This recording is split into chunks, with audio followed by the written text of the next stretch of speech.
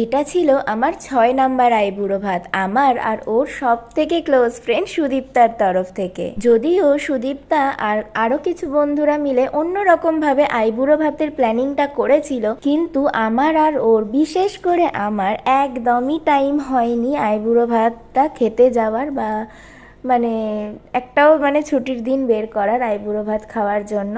তো সেই জন্য সুদীপ্তা ভীষণ মন খারাপ করে আমাদেরকে এখানেই খাওয়াতে বাধ্য হয়েছে। যদিও প্রত্যেকটা খাবারের আইটেম ছিল আমাদের খুবই পছন্দের, মানে খুব খুব মানে আমরা রাংদে বাসন্তী ধাবাতেই বেশিরভাগ খাই, আর খেলেও এই খাবারগুলোই খাই, তাই আইবুড়ো ভাতটা হয়েছিল একদমই পারফেক্ট আমাদের জন্য। আর সারা দিনটা অনেক হাসি মজা গল্প করে কাটিয়েছি, সারাটা দিন না, যদিও 2 ঘন্টার জন্য, বাট খুব খুব আনন্দ মজা করে কাটিয়েছি। আবার কলেজের কথাগুলো মনে পড়ে গেল, আর এখানে রইল আমার কিছু প্রিয় ছবি ওই দিনের।